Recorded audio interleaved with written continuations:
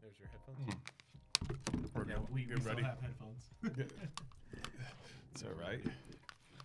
Is there a mic? Oh, okay. Just all right. Usually they're on the headphones. That's why. Yeah, it's all right though. Yeah. Okay. And we're on, right? Yep. Money making money. Right. Back again. Back again. All right. So today our special guest is Corey Geary with Tru Top Offer. Yep. Tru right? Top Offer. You guys closed 80 deals last year. You That's know, about right. Yep. Right. And also last year, you ended up quitting your Full-time job. Full-time right? job. To actually let go of that leash, right? That was a tough leap of faith there. Right. Yeah. Exactly. But do you regret it, or is the best No, thing? no, it was the best thing I did because I was so time cramped. You know what I Yeah. mean? I was working at the blackjack dealer. Oh. Here at Wild Horse Pass here in Phoenix, and all night long I was dealing cards, and I get off at 4 in the morning, and then I was getting up at 8 or 9, and I was doing the real estate thing. It was killing me. Yeah, I mean, no sleep ever. So it was rough, and I did that for about a year. I mean, it was like just going like that. So That's pretty tough. yeah, it's been a blessing to be out of there and just actually sleep.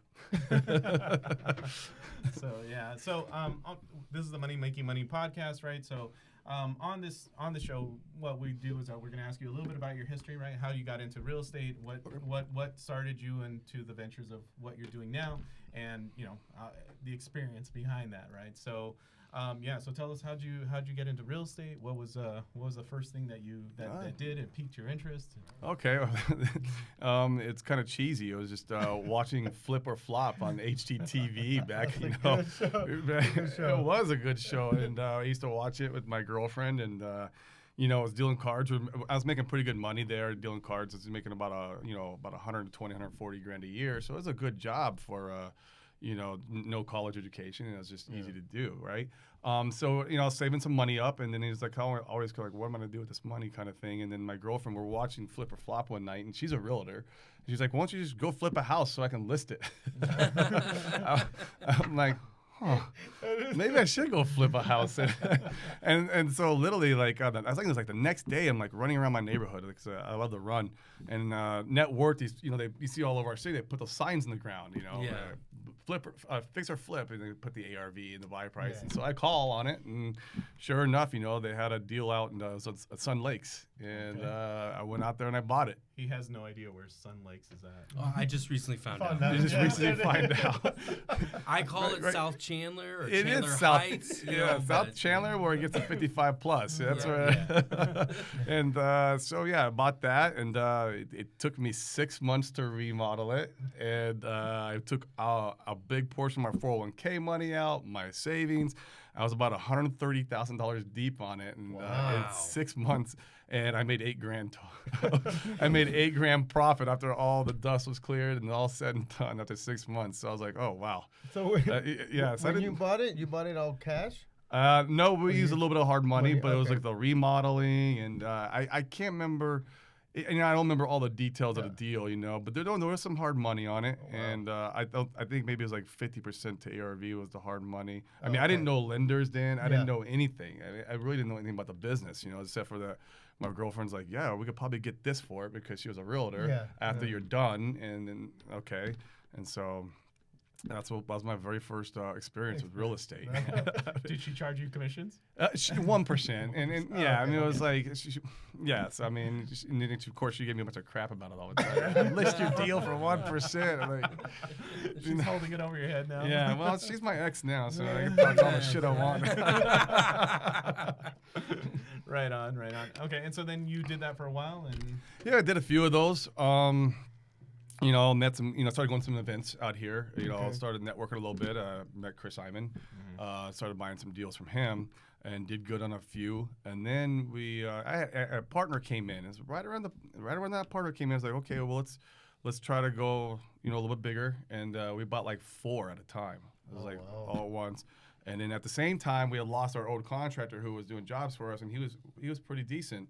And well, not, I mean, he was slow, but he was, at least he got the job done. Yeah. And he, you know, he would not, like, you know, he wouldn't take our money. And that's what happened on our next deals, as we trusted somebody and we gave him way too much money up front, and he ended up screwing us. On all 4 of them? Or? Pretty much, yeah. Oh, So I mean, we lost some money. We ended up finishing out 2 of them, and we lost 2. But we did finish out 2 of them, and still lost money on them, just not as much. But it was a bad experience. And then, so, you know, I got my teeth kicked in a little bit there, and I learned a few lessons. I learned how to, you know, how to manage contractors a little better, how to, you know, the whole trust issue. You know, now with contractors, I pay as I go, and we get contracts in writing, and you know, there's, you know, there's consequences if you don't, you know, if you're not done on time and stuff like that. So it's a lot different now. But then, you know, I was new to Little League, and I was working my job, so it's like, you know, he was just telling us, you know, every week, yeah, this is getting done, can I get this much? Like, okay. And we were just suckers. You know, we were just the new guys, and he took advantage of us, and so. For someone that is starting out new in fixing, flipping, or wholesaling, things like that, do you have any advice on how you would handle a contractor? Absolutely. So do your due diligence on that contractor, right? Okay, You know, check into his license. You know, see if he's insured. You know, what's the board they have here for contractors, the general contractors? I don't know. I know what you're talking about. Yeah. Yeah, they have to have a number, you know, and you can any register of contractors. Yeah, ROC. the ROC. There we go. And yeah, you can call them, find out their number, and call and see if there's any complaints against them. If there's anything, you know, you just got to do your due diligence. Ask around, and ask people who have used them before, right? You know, and you take referrals. Just don't pick some guy just randomly, who, you know, at some event and says, "Yeah, I'm a contractor." I'll, you know, ask around, find out who you've done work for. You know, and that's the biggest thing. You know, just find out if they're actually real. I have a good question. Like, now on that you have experience on that, on contractors, let's say there's a delay in when they said they were going to do the job. Even though, do you take into consideration situation that pop up, or it doesn't matter? No, of course, we're all humans, right? Yeah, correct. We got to work with them, right? We're not going to like bust our balls. If another problem came up that we didn't foresee, correct, then of course then there's not going to be no late fees or whatever it's called. Yeah, so it's okay. Liquidated damages, as they call it. LDs is what they call it. Okay. Yeah, there's no liquidated damages for time.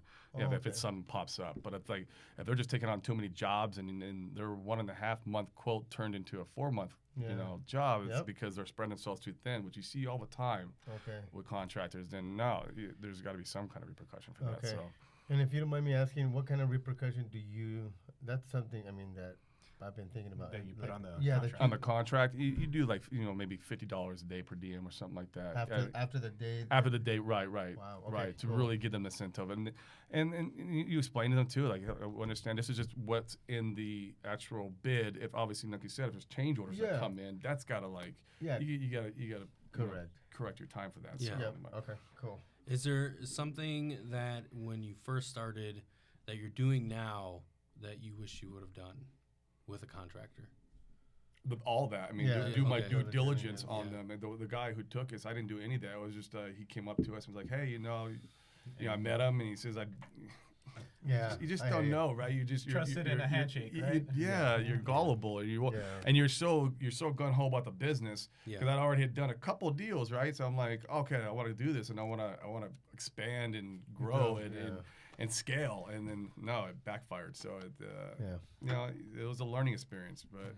And the partner I had at the time it's funny because he ended up getting out of the business because of that. So he came in right before that situation happened, and that situation happened, and then now he's still doing blackjack. Right. But So then from the lesson so then you did the 4 fix and flips. You guys got out of them, lost a little bit of money, broke even, right, more or less. Loss, but loss. yeah. Okay, so loss. I wish I could say it. Right.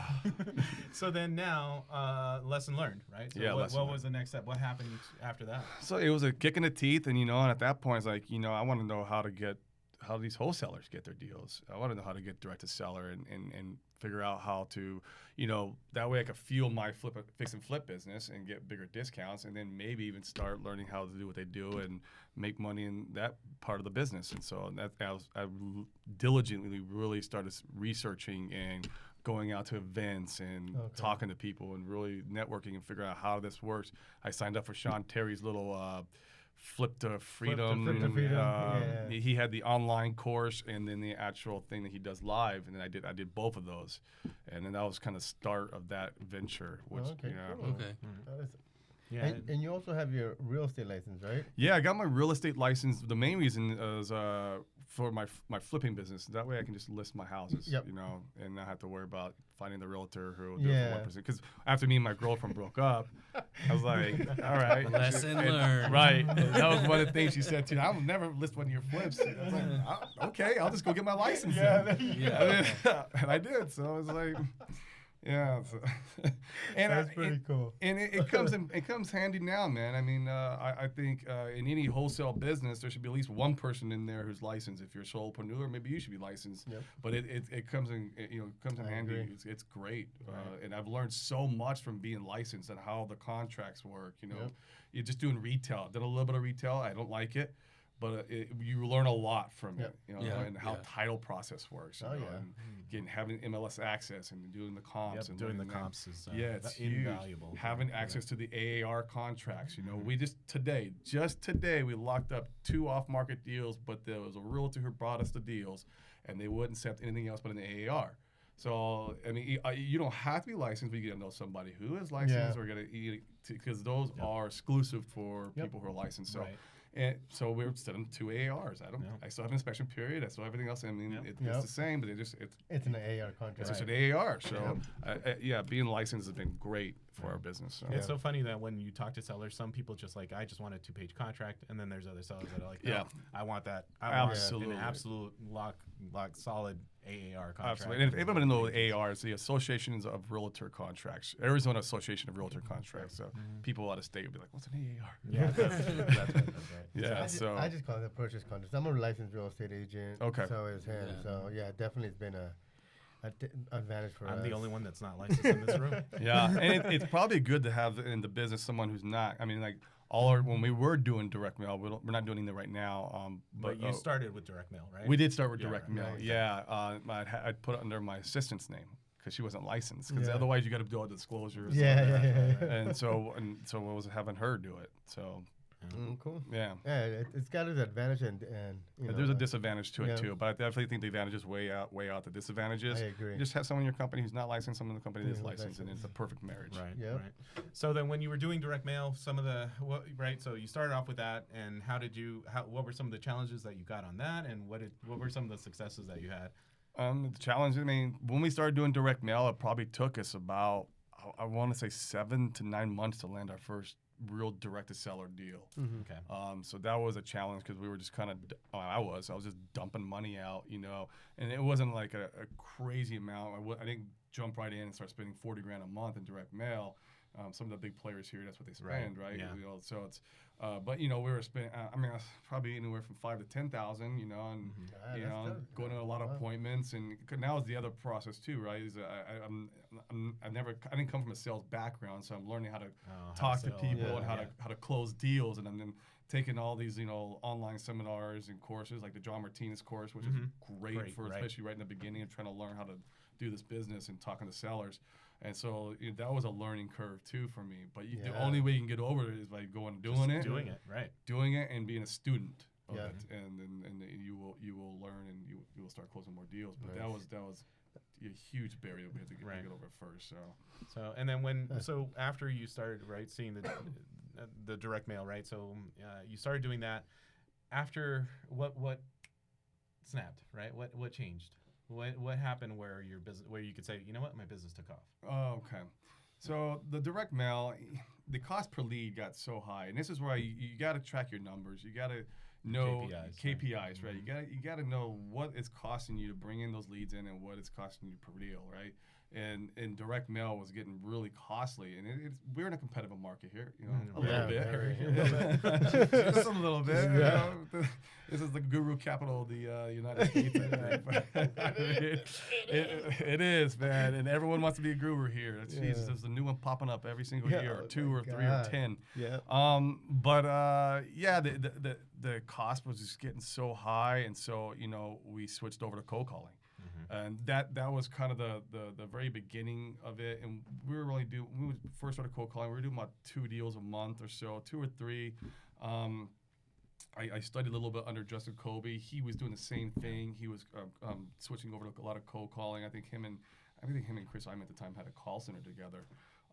And then I got with Jamil. Jamil came and put me under his wing, and he's an absolutely amazing individual. Right. I love the guy, so huge shouts out to Jamil and Keegley. And he came over to my house, and he would help train my callers and to kind of teach me how to structure deals. And, he was just like, hey, and he didn't mean to sign no contract. He said, hey, but if you want to sell these, think about us and send deals away. And I did, in the especially in the time when he was, training me and training us, I was sending him all over. Yep. So hey, exactly. and it was a successful marriage there for a while. It worked out really well as well as trying to grow, especially in the struggles that when you're trying to make some money and you're going through the ebbs and flows, and it's just like 1 month. Cool. Yeah, last year, my bank account, at the beginning of the year, I think the bank account hit 0 3 times. It was scary there for a while, but so that was the first step, and then the next one is who is my current mentor still is Joe Dillon. Joe Dillon. And he's been absolutely amazing in my business. And just as far as systems, I am horrible at systems. I'm a run and gun and create a mess kind of guy. I just want to, put money out and see money come back. That's how my mind is the whole visionary kind of thing. And I'm not an integrator.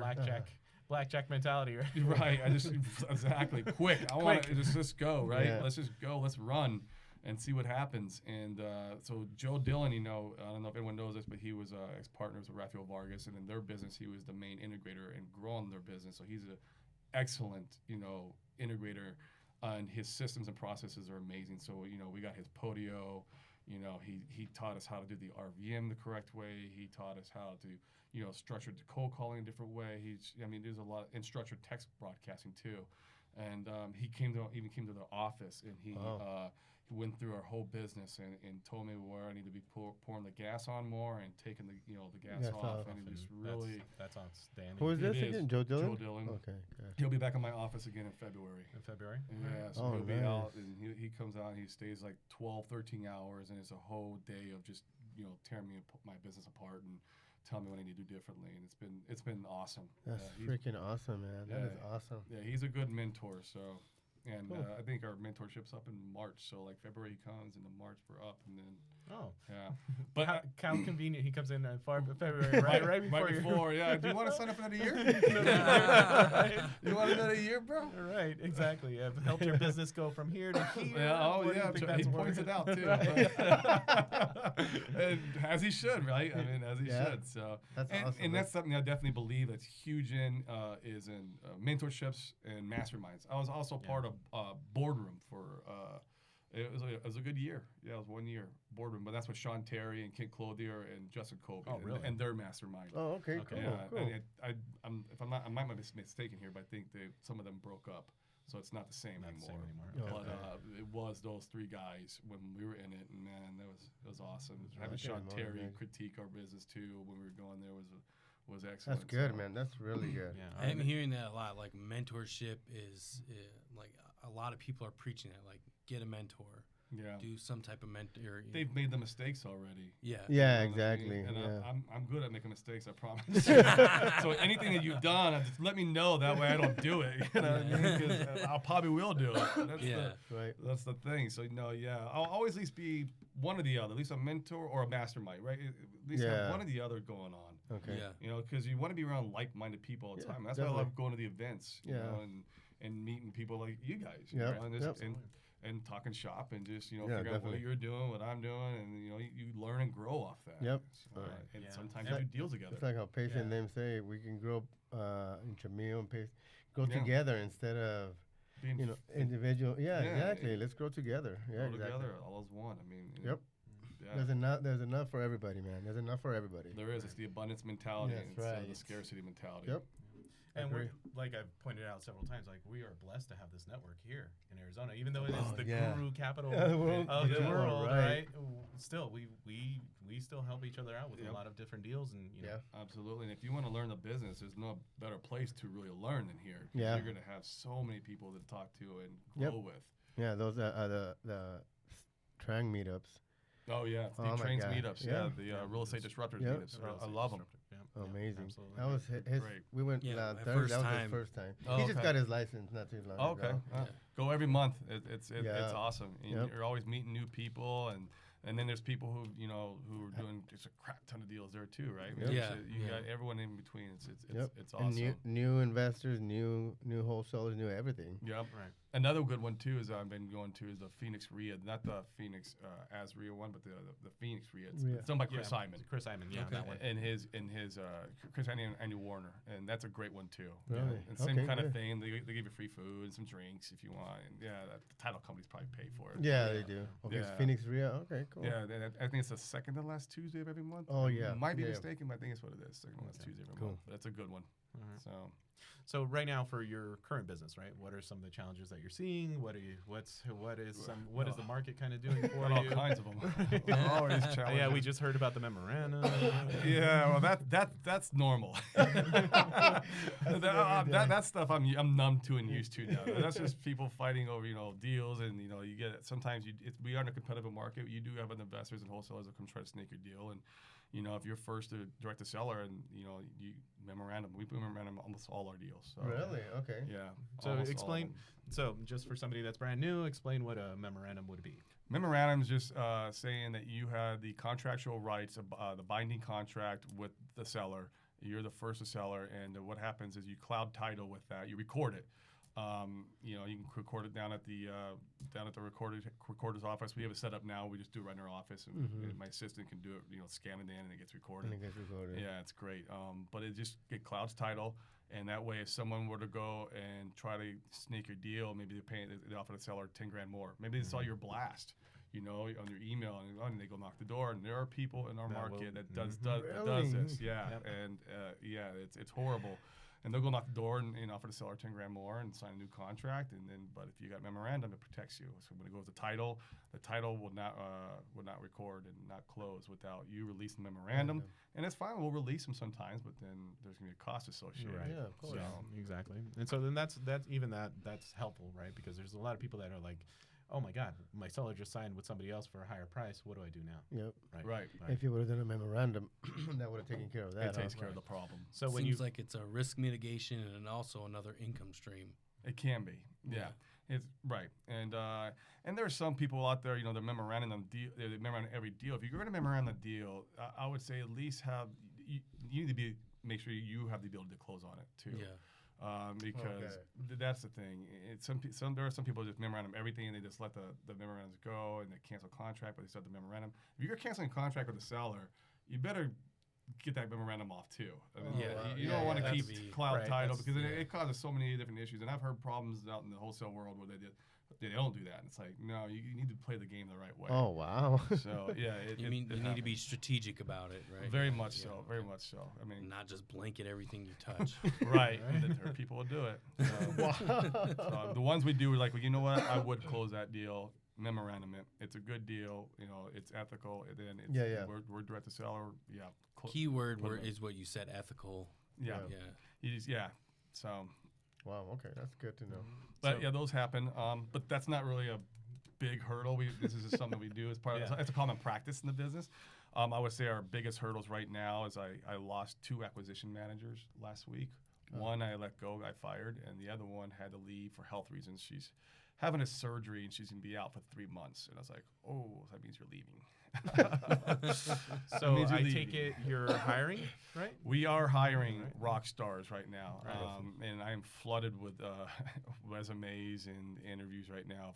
We have our ad on Indeed right now, and we're pushing them through a sales funnel. They got to take a sales assessment test and all that. But yes, so if you guys want to learn the business and make a ton of money, my acquisitions, when we scaled up last year, and once she's still there, she's awesome. She's a rock star. Her name's Mai, and she's amazing.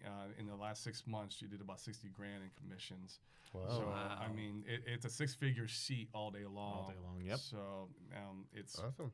yeah, it's a great way to get in the business, learn learn it it. and make Yep. some money. And if you're just a driver and just good at sales, it's Cool. it's All right, yeah. So just reach out to us if you're interested in connecting with Corey over here. So for absolutely. Thank you. for all that. All right, and so your acquisitions people are gone. So But I got one still. one, you still have cranking. one there, right? Any systems that you have like for VAs that you're working on for? Yeah, I got 3 VAs. I got one. All she does is scrub the MLS all day long for not only, and this is a great little tidbit, not only for cash buyers who bought properties cash. This is what most people do, but the people forget about scrubbing the MLS for the people who fix and flip houses. The sellers. Oh, Okay. yeah, These yeah. sellers, they're the ones, they're buying not only from, but they're buying from wholesalers too. Yeah, that's right. So we're scrubbing those guys' information. So we're finding those LLCs, and then going to the corporation commissioner, find out who the managing member is, and then skip trace. So I have a VA. That's all she does. Right, and Oh, then that's wow. adding on to That's your buyers really list, good. right? And So that's adding the continue. buyers list. And our Right. buyers list is incredible right now. We're having an amazing amount of success with deals right now. So bring us your deals, guys. There you go. We get top dollar for them. So that she does that all day long. I have another VA. She does the text. She manages all the text and then picks up any bleed over from our RVM. Okay. Because we're answering all our RVM through the IVR system live. So the press 1, press 9. Press 1 if you want to talk to someone live. Press 9 to be removed from the list. There is some bleed over because we send about 20,000 RVMs out a day. Wow. Yeah, even when you have 3 acquisitions going at it, there's still some that are going to voicemail. So then the VA comes in and picks up that. I've been flirting with the idea of having her answer them live, of the bleed over. Yeah. But we'll experiment Right. with that. see how that works. Yeah. So, and then I have another VA where she does a lot of she scrubs all my list. She does all the skip tracing for me. If I need stuff moved around in my dialer, she does all that. So and then she also does my scorecard every week. So she tracks my KPIs Oh, really? and delivers that to me every week. Yeah, it took a lot of training with her to get her where I need to be. And literally with me and Joe Dillon sitting with her every week and coaching and trying to teach her, and now she's been molded so well. Wow, And that's pretty yeah, good. the scorecards come in every Monday. I know what my cost per deal is and what my cost per lead is. I know how many contracts we got. I mean, it's great. I mean, Right. it's That's awesome. It's nice to have that, right? So, and especially automated, right? So, it's automated right, now, right? Now Yeah. it's automated. Now. I don't want to have to think about it because Yeah. there's a good chance it might not get done. Yeah, Because I got so many other things I'm trying to do all at once, and it's just I'm not. I got ADD, right? It's I'm everywhere at once. Yeah. And it's so I need people and systems in place to take care of stuff like that. But so I got 3 of them, and they're amazing, all 3 of them. And the key is you want to evolve them part of your culture, right? You want to communicate with them every single day. Tell them how a good job they're doing. Talk to them. We have conversations on Facebook Messenger. You can call just like how you do on FaceTime. FaceTime. Yeah. Yeah, and we have conversations all the time on Facebook Messenger, and I learned a lot of that from Brian. I don't know if you know Brian. Brian Manley. He runs his whole business from a VA perspective, and it's awesome. And so just involve them part of your culture, be involved with them in their day-to-day operations. And if the text VA brings in 10 leads from Sherpa and there was 5 more leads from RVM, I'm gonna talk to her and tell her how great of a job she's doing. hell You know what yeah. I mean? That's awesome. She needs to know, and not just be like, "Oh, thanks." Right? Yeah, exactly. Yeah. Because that's what every other investor's doing. Yeah. So get I would it. say it's one of the keys for the That's- VAs. Okay, that's good. That's really good, man. Really great information. That's good. What else did we have for you? Now, okay. So, if somebody's brand new into the business, Yep. right? Well, day one, Yeah. Well, not day one, but close right? enough. But brand new, and they're like, I need to make some money, right? What would in your opinion, what would be the best thing for them to do? 2 ways. Because either you're gonna have you got 2 ways.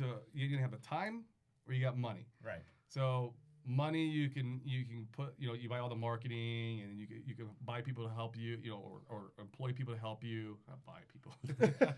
You can employ people to help you. I think they done away with that. Right. But you have money, and then usually when you have money, you don't have a lot of time because you're working in the business or on the business. But if you have time and no money, go out door knocking. Get the driving for dollars apps. So there's so many driving apps now these days. Yeah, they're driving for dollars. And go out and door knock and put bandit signs out there. And I know in the Phoenix area, bandit signs don't work too well. We did experiment with them around in Apache Junction, and we did get a couple deals out there. Really? So, with bandit signs? Yeah, I think the outskirts of Maricopa. Okay. I think the bandit signs kind of work. And if you drive out there, you'll still see them out there. There are people still doing them. Wow. So I see them now. I mean, the further away you get from the valley, the less technology is used. I think maybe that's it. Yeah. Or the competition kind of dies down a little bit too. Yeah. I mean, you get in the heart of the city. I mean, everyone's out. Everyone's there. So you're saying basically go to Globe in Florence. Oh yeah, you're Miami. My buddy Danny, he's an awesome man. He actually owns a call floor down in Mexico, but he's got a 6-plex out in Florida, so he just locked up. Nice. Great price, and we're gonna try to dispo for him. Absolutely. I think we'll be able to do it. There's some inexpensive properties, especially on the outskirts. That's the thing. Don't limit to yourself to just here. I mean, Casa Grande, we've disposed so many deals out there. I mean, you go out a little bit. I mean, you don't want to go way out in the boondocks because then it's going to be hard to get those buyers. But, yeah, you don't have to stick to your main, you don't have to stick to just Phoenix. Yeah, right? Right. Yeah, and so, at an event we were talking, and so your main focus right now is in Phoenix, and you're expanding out into Tucson? We're in Tucson, yeah. You're nice. in Tucson. Oh, yeah. I got 5 cold callers out there. We have RVM being dropped out there and tech. So we got all 3 of them marketing hammering out there. We got two deals on whiteboard that are closing right now. One's closing on Friday, one's closing next week, and then we got a bunch of other that so it's we're already seeing ROI just from that market. Awesome. Yeah. What were some of the challenges that happened to expand to that? So Tucson wasn't really too hard of a challenge. I used to live there for 5 years. So when a lead comes in, it's just about a matter of educating our acquisitions in what neighborhoods are the hood and what and which ones are the nicer parts of Tucson. Like, I'd let him she's like, I got to lead in Oro Valley. I'm like, cool. Oro Valley is kind of like a Scottsdale of Tucson. Yeah. So it's knowing the area is really the tough part. We tried going to Vegas. Then there was a challenge. We tried going to Vegas and we failed miserably. Okay. So, because of that, we don't know the market. We don't know the area. We're just kind of using the same numbers that we base our numbers off here. It just doesn't really work that way. And my good friend and then a lot of ours, Jared Fidelis, he crushes out there in Vegas, and he's like, man, I'm making this much. Damn, I'm gonna try it. No, it didn't work for me. Right. But we're gonna try it again, and we're just gonna take a different approach at it. Right. We need to learn a little bit more education, right? A little more due diligence out there. Maybe get some boots on the ground out there.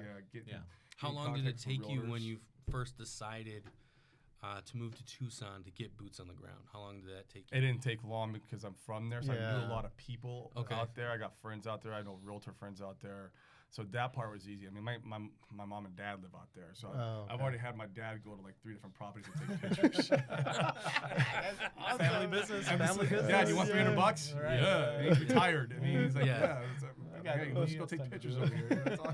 So it was pretty simple for Tucson, and if I really had to, I get my car and drive down. Yeah, I know. We're an hour and a half away. Yep, essentially. So it's not like Vegas is gonna be a 5-hour drive. If I was doing it in LA, it's a 6-hour drive. So it was a good market for us to grow into next. Just because we knew about it. It's right next door, and it's working. So good. Okay, awesome, good. Congratulations. All right, so we're gonna wrap it up, right? Yep. Pretty close to it. Or do you have more questions? Well, I did actually have one. Have you looked into certain markets and found that it's not a feasible thing to do right now? Like you started expanding to Tucson, you've tested Vegas, you're looking to go and do Nevada again. Have you looked at other markets and what was pros and cons you've seen and maybe an idea of more expanding? Not entirely. I'm learning how to now though. Okay. Right? I'm learning how to take the approach of doing my due diligence and finding out where the buyers are buying at by zip code, and then learning how to open up the networking options out in those markets.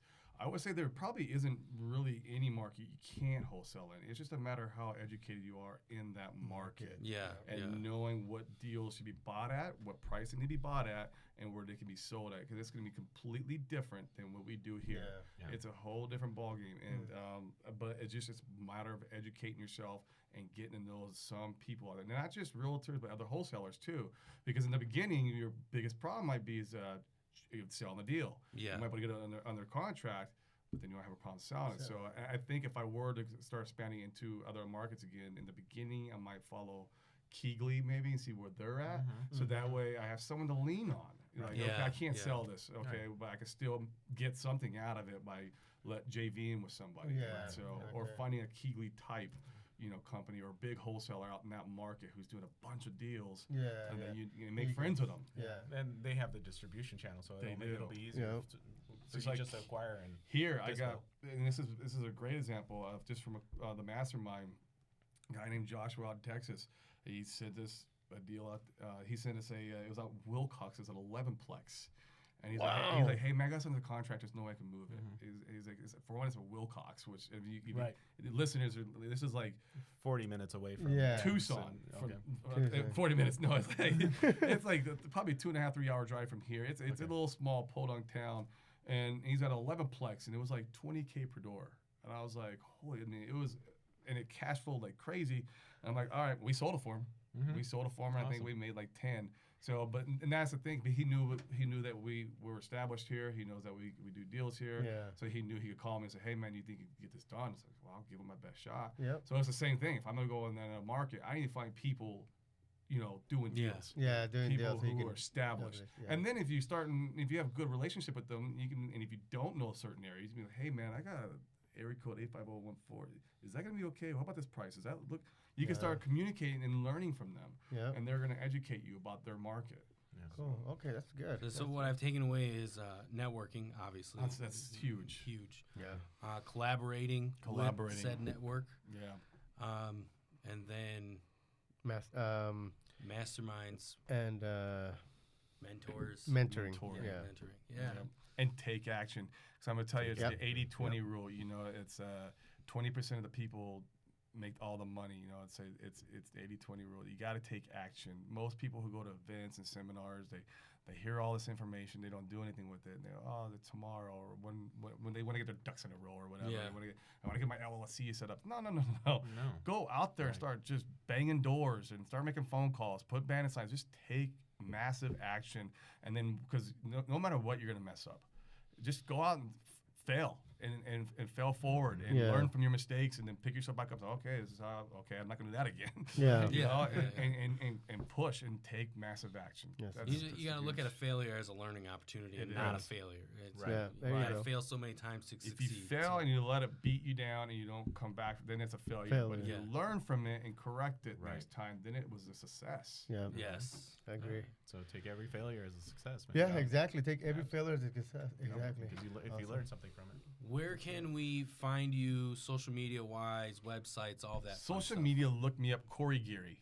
Corey Geary, I got a pretty good following on there on Facebook. I've just now started dabbling in Instagram. Like, I'm like the older guy, I guess. Everyone's like, Instagram's a new wave. I'm like, okay, I'm trying to go that way. I'm so huge hard on Facebook. to keep up with all of them, isn't it? It is. I'm like, I'm on Facebook doing all my posts and, putting a bunch of, information on there, right? But to do that on 2 platforms now, I don't know. Right. But everyone's saying Instagram's the new way, so I need to start pushing that way. New way is TikTok. So after this TikTok, we're gonna start doing a dance video, and then we're gonna do the robot and shuffle, and there we go. With the weird, crazy stuff that they got so many different effects they have in there. It's insane. So social media, Corey Geary. I handed out my cell phone last time I was on a podcast, and my phone just bled. Message me on Messenger. So that'll probably be best. Is just message me on Messenger. I will get back to you. I check Facebook Messenger all the time.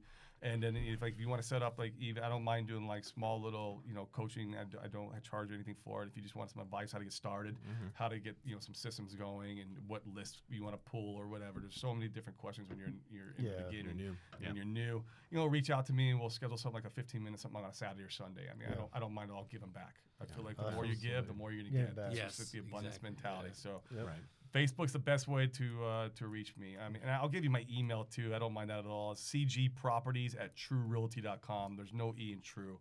So cgproperties@trurealty.com. Okay. Nice. And we'll post All it right. on And so there, then, I have one last question Go ahead. before we actually. Okay, so, what is it that you're actually best at, and when did the light click that you knew? Talking with people. Yeah, Okay. I love talking with people, and we could tell. yeah. and like you said earlier, you were an systems guy. I was not a you systems didn't guy. want to deal with that. Yeah, and when I finally did, and it helped me in my acquisitions when I was the guy doing the acquisitions, because when I learned how to actually follow the sales process, I got pretty good at it. And just going to network events and talking and just socializing. I mean, I love it, And that probably came a little bit being a blackjack dealer. I was a blackjack dealer for 17 years. Yeah. So just being on the table, dealing cards, you make tips. So the more you talk and hustle, right, the more tips you're gonna put in your box. And so you learn that skill over the time of just I think bartenders probably have the same ability. Right. So it's but yeah, just talking and networking and pushing. I mean, I did not mind waking up at 5 a.m. and grinding all day and pushing to make the dream come true. Nice. Awesome. That's where you're at, man. Okay. Awesome. Anything else? We're good? No, we're good. Okay. All right. Guys, thanks for having me. I No, appreciate thanks it Thank so you. We much. appreciate Thank you being for coming here, in. for your time, and Thanks for the all time, the buddy. gems, man. Appreciate it. Awesome. All right. Thanks. All right, guys. Mahalo. Mahalo.